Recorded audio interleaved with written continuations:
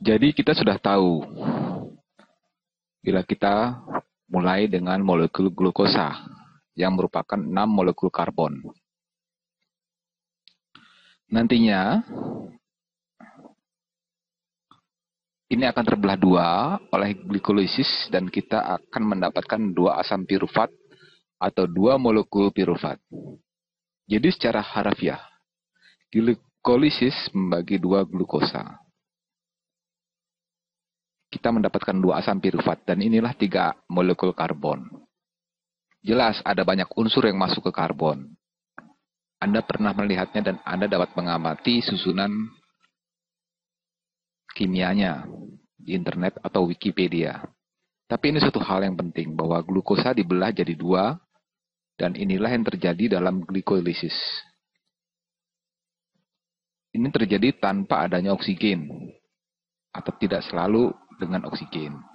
Hal ini dapat terjadi dengan atau tanpa oksigen.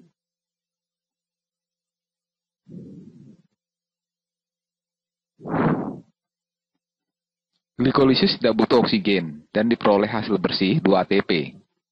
Dan saya selalu mengatakan hasil bersih karena menggunakan 2 ATP dalam tahap investasi.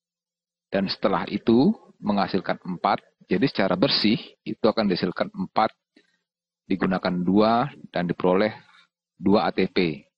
Dan juga dihasilkan 2 NADH.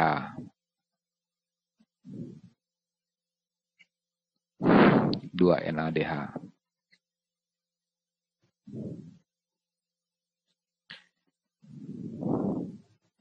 Itulah yang didapatkan dari glikolisis. Supaya Anda dapat gambarannya, saya akan menggambarkan sebuah sel di sini. Katakanlah saya memiliki sel dan itu membran luarnya. Mungkin itu intinya. Kita berurusan dengan sebuah sel eukariotik. Sebenarnya sel bisa sel apa saja. Sel ini punya DNA dan kromatin yang menyebar seperti ini. Dan ada mitokondria. Inilah yang disebut orang pusat kekuatan sel. Inilah mitokondria. Ia punya membran luar dan membran dalam, seperti ini. Saya akan membuat susunan mitokondria yang lebih rinci. Mungkin nanti dalam video ini atau mungkin membuat video tersendiri tentang itu. Ada mitokondria lain di sana. Dan semua cairan ini menyebar di antara organel-organel. Organel boleh dianggap sebagai bagian sel yang melakukan hal-hal tertentu, seperti organ yang melakukan hal-hal spesifik di dalam tubuh kita.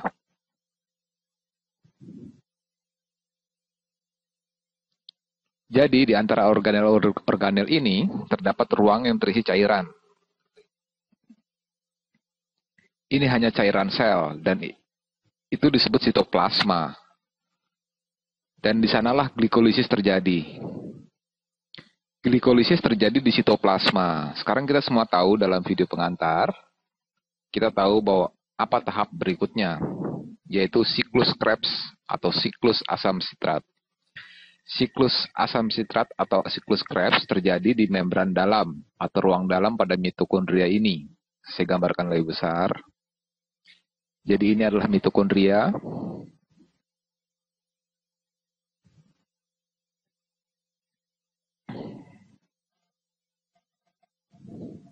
Mitokondria, ia memiliki membran luar, ia memiliki membran dalam. Jika hanya satu membran dalam disebut sebagai krista. Jika ada banyak membran disebut kristai. Membran dalam ini tampak berbelit-belit. Jadi ini adalah kristai. Jamak. Ia punya dua kompartemen. Karena ia dibagi oleh dua membran ini, kompartemen ini disebut kompartemen luar. Semua yang di sana merupakan kompartemen luar. Kompartemen dalam ini disebut matriks.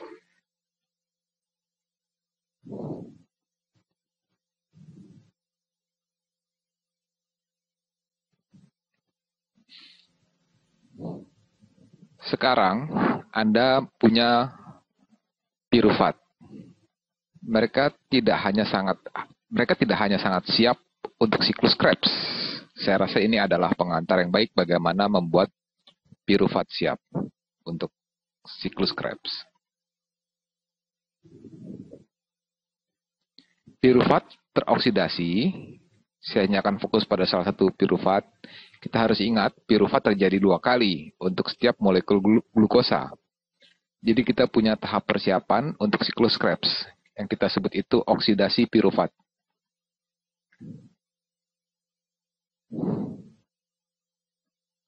Pada dasarnya yang dilakukan adalah memotong salah satu karbon dari pirufat dan dihasilkan 2 senyawa karbon. Tidak hanya didapati 2 karbon, tapi backbone karbon memang hanya 2 karbon yang disebut asetil-CoA. Dan jika nama-nama ini membingungkan karena apa itu asetil koenzim A? Ya ini sangat aneh. Anda bisa mencarinya di web. Saya hanya akan menggunakan kata itu sekarang karena akan memudahkan dan kita mendapat gambaran besarnya.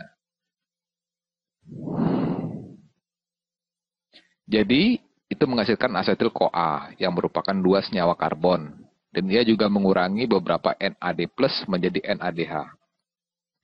Untuk proses ini, ya NADH.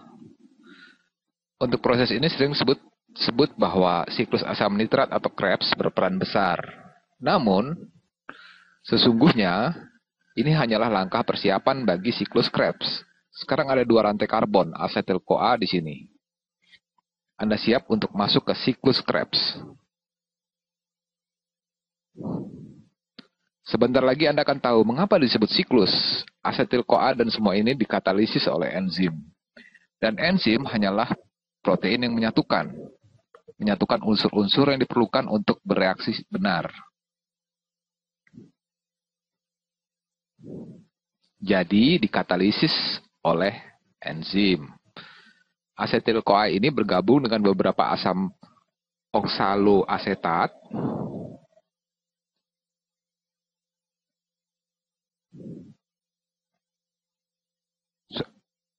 tapi ini adalah 4 karbon molekul. Kedua unsur ini saling bereaksi atau melebur. Tergantung bagaimana Anda melihatnya. Saya akan menggambar seperti itu. Itu semua dikatalisis oleh enzim. Dan ini penting, beberapa buku teks akan mengatakan, apakah ini sebuah reaksi katalis enzim? Ya, jawabannya. Semua yang ada dalam siklus Krebs adalah reaksi katalis enzim. Dan mereka membentuk sitrat atau asam sitrat. Asam yang sama terdapat pada buah lemon atau jus jeruk Anda. Dan ini adalah 6 molekul karbon. Yang masuk akal. Ada 2 karbon dan 4 karbon. Anda mendapatkan 6 molekul karbon. Dan kemudian asam sitrat teroksidasi melalui banyak tahapan. Ini hanyalah penyederhanaan saja.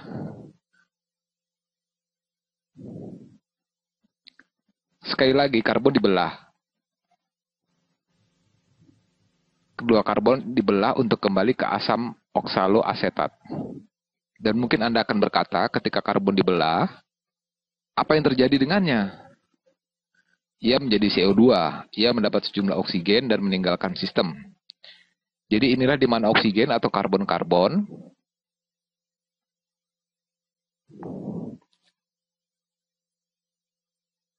karbon dioksida akan benar-benar terbentuk. Dan sama halnya, jika karbon ini dibelah, ia membentuk CO2.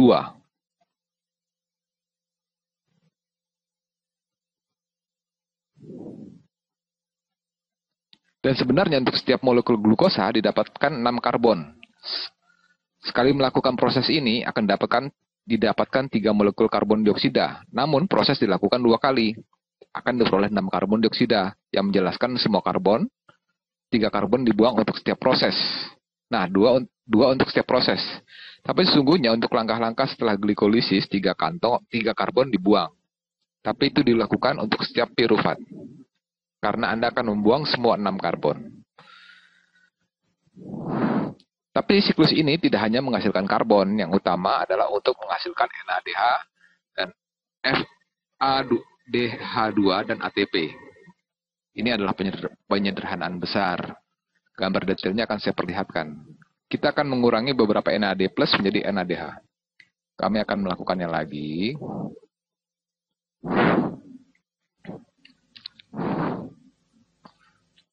Dan tentu saja ini dalam langkah Ini dalam langkah yang terpisah.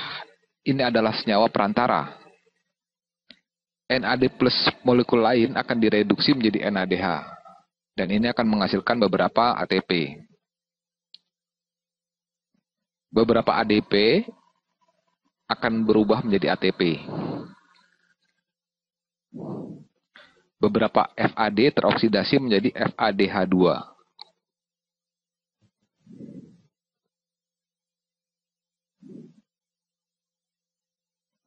FADH2. FADH2. Alasan utama mengapa kita menaruh perhatian pada hal ini, Anda mungkin berpikir, respirasi sel hanyalah tentang ATP. Mengapa kita menaruh perhatian pada NADH dan FADH2 yang dihasilkan sebagai bagian dari proses? Alasan mengapa kita peduli, karena semua ini merupakan input untuk masuk ke rantai transport elektron. Ini teroksidasi atau mereka kehilangan hidrogen dalam rantai transport elektron. Dan di sanalah sebagian besar ATP sebenarnya diproduksi. Dan kemudian kita mendapat NAD lain dihasilkan atau mendapatkan hidrogen. Pengurangan atau reduksi adalah mendapatkan elektron atau mendapatkan hidrogen yang elektronnya dapat ditarik NADH. Dan kemudian kita akhirnya kembali pada asam oksaloasetat. Dan kita dapat melakukan seluruh siklus asam sitrat lagi. Mari kita bahas apa yang kita dapatkan.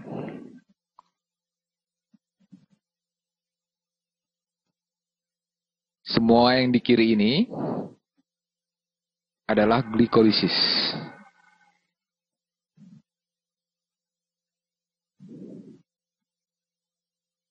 Kita sudah mempelajari ini sebelumnya. Hampir semua buku teks, terutama buku pengantar, akan memberikan kredit bagi siklus Krebs untuk oksidasi pirufat ini. Walau sebenarnya merupakan tahap persiapan. Siklus Krebs adalah bagian ini yang dimulai dengan asetil-CoA, digabungkan dengan asam oksaloasetat, dan kemudian membentuk asam nitrat yang pada dasarnya akan teroksidasi dan menghasilkan semua hal yang perlu untuk baik secara langsung menghasilkan ATP atau tidak langsung dalam rantai transport elektron.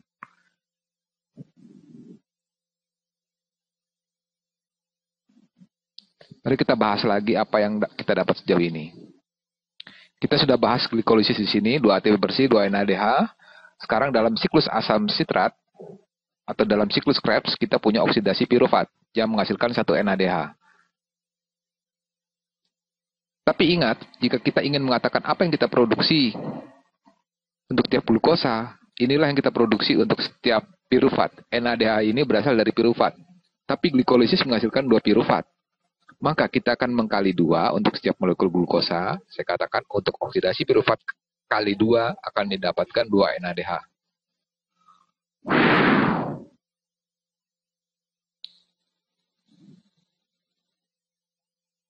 Dan kemudian kita lihat sisi ini, siklus Krebs formal, apa yang kita dapatkan? Kita punya berapa NADH? 1, 2, 3 NADH.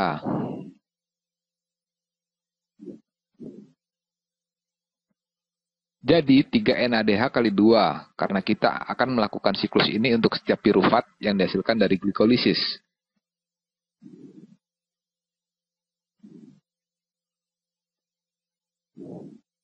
Jadi dari siklus ini didapatkan 6 NADH. Kita punya 1 ATP per siklus yang akan terjadi 2 kali, sekali untuk setiap asam pirufat, jadi kita mendapatkan 2 ATP. Dan kemudian kita punya 1 FADH2.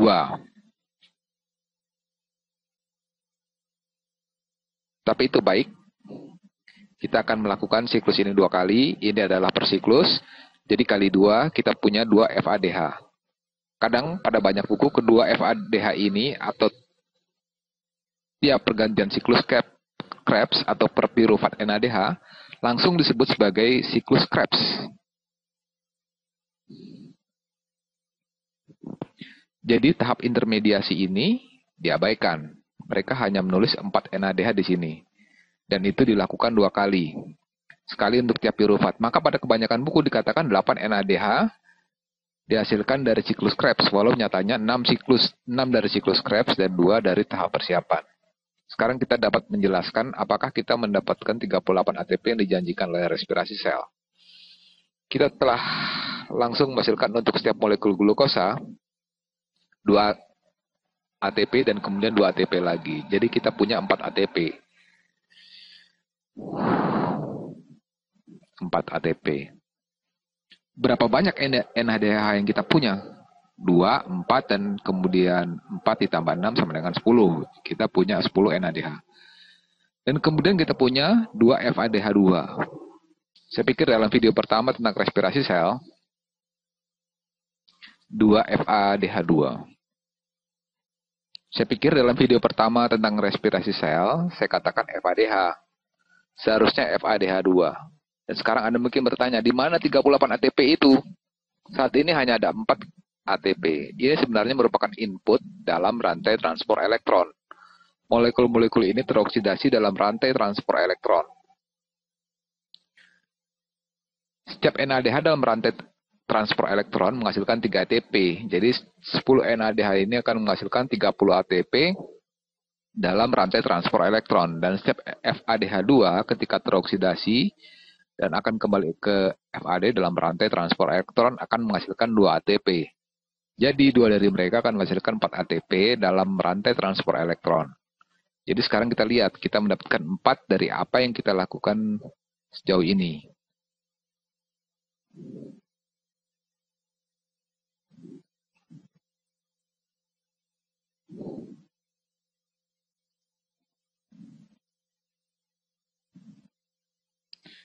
Glikolisis, tahap persiapan dan siklus Krebs atau asam nitrat.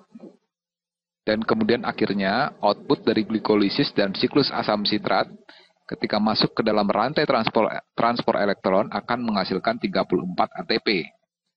Jadi 34 ditambah 4 didapati 38 ATP seperti yang dijanjikan yang hanya terjadi pada sel super efisien. Pada kebanyakan sel tidak akan mencapai jumlah itu, tapi ini adalah angka yang bagus untuk diketahui bila Anda sedang menghadapi tes biologi. Ada hal lain yang akan saya bahas di sini. Semua yang kita bicarakan sejauh ini adalah tentang metabolisme karbohidrat atau katabolisme gula. Kita urai gula untuk menghasilkan ATP. Glukosa adalah titik pijaknya, tapi hewan termasuk kita dapat mengkatabolis unsur-unsur lain. Kita dapat mengkatabolis protein. Kita dapat mengkatabolis lemak. Bila Anda punya lemak di tubuh, Anda punya energi. Yang menurut teori, tubuh dapat mengambil lemak. Dan Anda mampu melakukan sesuatu dengan itu. Anda harus dapat menghasilkan ATP. Hal yang menarik adalah alasan mengapa saya membawanya ke sini. Jelas glikosis adalah tidak digunakan untuk hal-hal ini.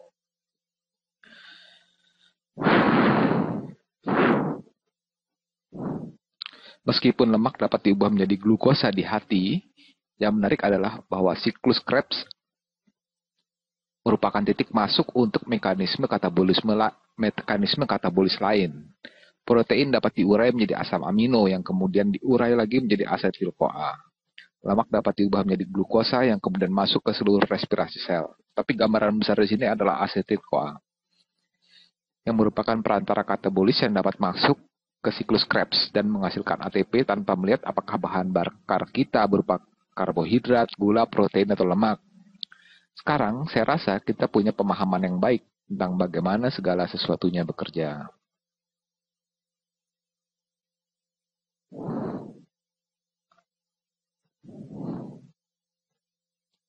Sekarang saya akan tunjukkan sebuah diagram yang mungkin ada pada buku teks biologi Anda.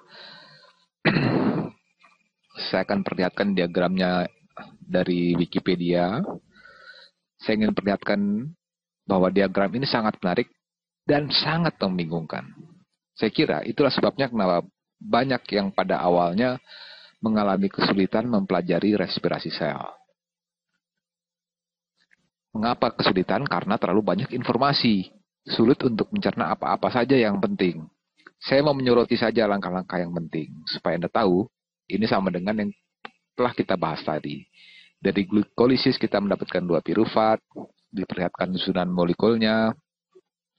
Ini adalah tahap oksidasi piruvat yang tadi saya bicarakan, langkah persiapan, dan Anda lihat kita menghasilkan karbon dioksida, dan kita kurangi NAD plus menjadi NADH, kemudian kita siap masuk ke siklus Krebs, asetil-CoA dan asam oksaloasetat. Mereka bersama-sama bereaksi membentuk asam sitrat. Digambarkan molekulnya di sana. Lalu asam sitrat dioksidasi melalui siklus Krebs di sini.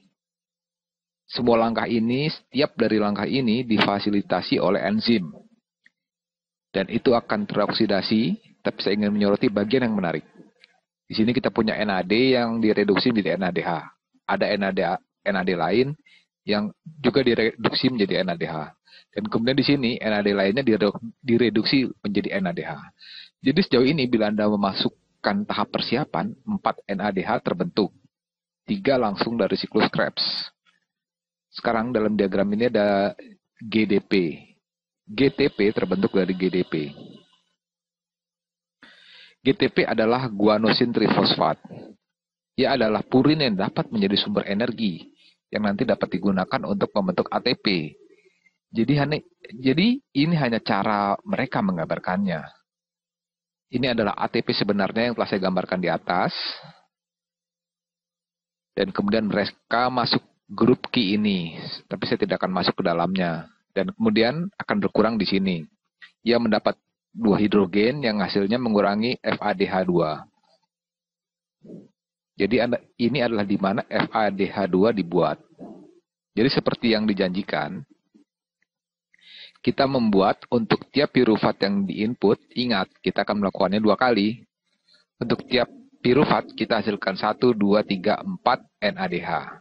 Kita produksi 1 ATP dan 1 FADH2. Itulah apa yang kita lihat di sini. Sampai bertemu pada video berikutnya.